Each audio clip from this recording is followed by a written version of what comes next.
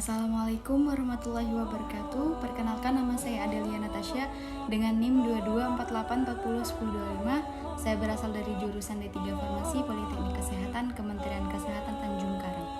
Video ini saya buat untuk memenuhi tugas dari dosen pengampu mata kuliah Pendidikan Agama Islam Abi Agus Mukhandar, SSI MAG. Pada kesempatan ini saya akan menyampaikan sebuah kultum singkat mengenai dua nikmat Allah yang sering dilalaikan atau yang membuat manusia tertipu. Bismillahirrahmanirrahim. Inna hamdanillah nahmaduhu wa nasta'inu wa nastaghfiru wa na'udzu billahi min syururi anfusina wa min sayyiati a'malina. Man yahdihillahu fala mudhiyalah wa man yudhlil fala hadiyalah. Asyhadu an la ilaha illallah wahdahu la syarikalah wa asyhadu anna Muhammadan abduhu wa rasuluh la nabiyya ba'da. Amma ba'du. Pertama-tama marilah kita panjatkan puja dan puji syukur kepada Allah Subhanahu wa taala atas nikmat iman dan Islam. Karena atas kedua nikmat inilah kita bisa berbahagia di dunia dan di akhirat. Selawat serta salam kita sanjungkan kepada baginda Nabi Muhammad sallallahu alaihi wasallam yang telah membawa kita dari zaman kegelapan menuju zaman yang terang benderang dengan cahaya Islam.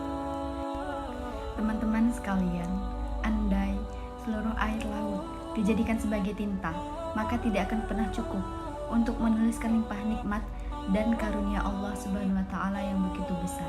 Maka beruntunglah mereka yang mensyukuri nikmatnya dan beramal soleh karena wujud dari rasa syukur tersebut. Sebagaimana diketahui, waktu adalah kehidupan bagi umat manusia. Allah Subhanahu wa taala berkali-kali bersumpah dalam Al-Qur'an dengan menyebut waktu, seperti dalam surah Al-Asr, Al-Lail, dan Ad-Duha. Betapa berharganya waktu dalam Islam, sehingga kita dituntut untuk mengisinya dengan kebaikan. Saya mau tanya nih sama teman-teman sekalian, kira-kira teman-teman sekalian itu tahu nggak sih, ternyata ada dua nikmat Allah yang sering kita lalaikan. Nah, kira-kira teman-teman sekalian tahu nggak apa itu nikmatnya?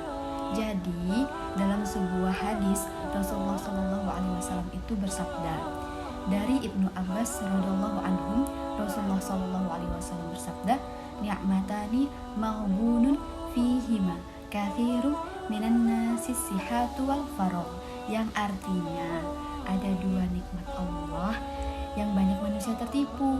Yang pertama itu nikmat sehat dan nikmat waktu senggang. Hadis riwayat Al-Bukhari nomor 6412. Nah, sekarang teman-teman udah pada tahu kan ya? Tapi sayangnya banyak di antara kita yang tidak memanfaatkan nikmat sehat dan nikmat waktu luang untuk beramal soleh, melainkan nikmat tersebut digunakan untuk melamun, untuk ngerumpi, dan untuk melakukan hal-hal lain yang tidak bermanfaat. Saya mau tanya lagi nih sama teman-teman, kira-kira menurut pendapat teman-teman sekalian, orang-orang seperti itu tadi tergolong orang-orang yang merugi atau orang-orang yang beruntung nih? Yaps, jawabannya tentu saja tergolong orang-orang yang merugi ya, karena sudah menyia-nyiakan nikmat Allah Subhanahu wa taala. Teman-teman sekalian tahu nggak? Ternyata dua nikmat yang sering kita lalaikan tadi akan dipertanyakan dan akan dipertanggungjawabkan di akhirat. Sebagaimana hadis berikut ini. Dari Abu Barzah, Rasulullah SAW bersabda, yang artinya, tidaklah bergeser kedua kaki seorang hamba nanti pada hari kiamat, sehingga Allah Subhanahu wa taala akan menanyakan tentang 4 perkara. Perkara yang pertama, tentang umurnya dihabiskan untuk apa. Yang kedua, tentang ilmunya, diamalkan atau tidak. Yang ketiga, tentang hartanya, dari mana dia peroleh dan kemana dia habiskan. Yang keempat, tentang tubuhnya, capek atau lelahnya untuk apa. Selain itu, ada sebuah hadis yang menyerukan kita untuk memanfaatkan nikmat waktu luang dan nikmat sehat serta nikmat-nikmat lainnya sebelum nikmat tersebut hilang dari kita.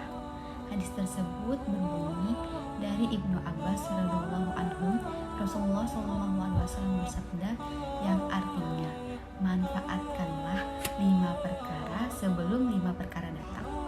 Yang pertama, waktu mudamu sebelum datang waktu tuamu. Yang kedua, waktu waktu sehatmu sebelum datang waktu sakitmu. Yang ketiga, masa kayamu sebelum datang masa fakirmu.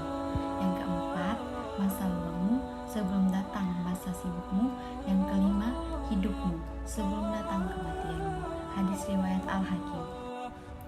Demikianlah yang bisa saya sampaikan. Lebih dan kurang dalam penyampaian, saya meminta maaf kepada Allah Subhanahu wa taala yang Maha Pengampun. Semoga apa yang saya sampaikan bisa bermanfaat untuk teman-teman sekalian dan bisa sebagai pengingat untuk kita semua atau untuk self reminder untuk diri kita masing-masing. Saya akhiri, wabillahi taufiq wal hidayah. Wassalamualaikum warahmatullahi wabarakatuh.